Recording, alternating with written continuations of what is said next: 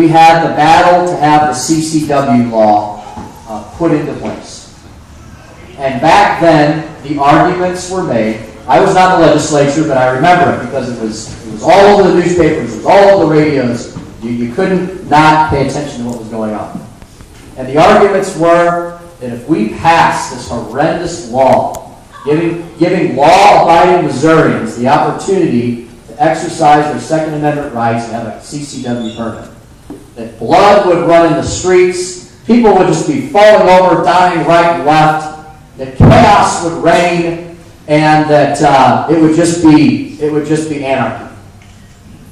Well, back then we had quite a few conservative Democrats joining with a majority of Republicans to override Governor Holden and to put that law into place. And since then, there hasn't been a single incident involving a single law-abiding Missourian exercising their rights and freedoms under the Second Amendment and the Missouri CCW permitting law process that has had any issue whatsoever.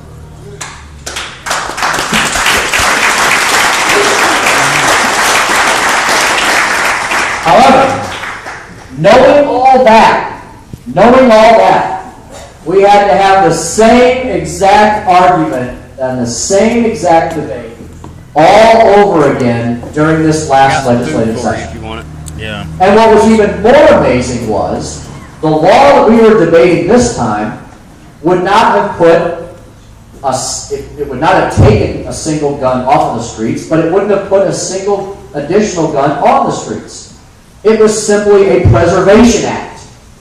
It was a preservation act to preserve the Second Amendment rights and freedoms that you and I, everyone in this room, and everyone beyond in this state has worked so hard for.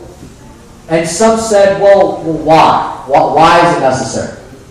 All you have to do is look to the east and look at the insanity that is coming out of the seat of our federal government, where every single day they seem to want to work on everything but their constitutional duties. You know? How about passing a budget? That's the first thing at the top of the list. Much less to say a balanced budget. How about any budget? You can't pass any budget. How about protecting our borders? How about getting back to that?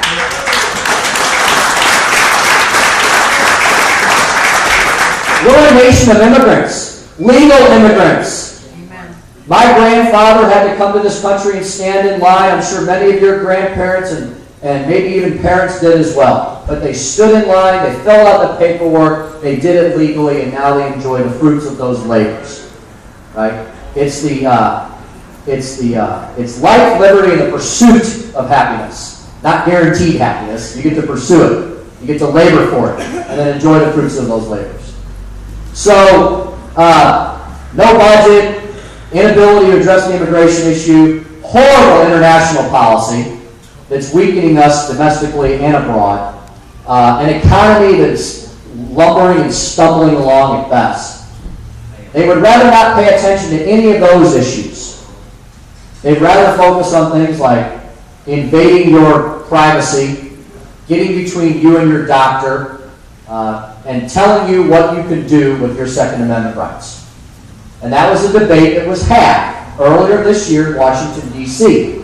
Eric Holder wanted to set up a gun registry, and President Obama was more than happy to be complicit with that. And working with Governor Nixon and our Department of Revenue until we uncovered it all, they were going to continue to invade your privacy, continue to try and keep track of you, and continue to tell you what you can do with your firearms that you possess legally and you have the right to exercise under the Second Amendment as law-abiding citizens. That's why, here in Missouri, we had the Second Amendment Preservation Act. And that's all it was designed to do. Preserve the status quo of what we have enjoyed here in Missouri for the past 10 plus years.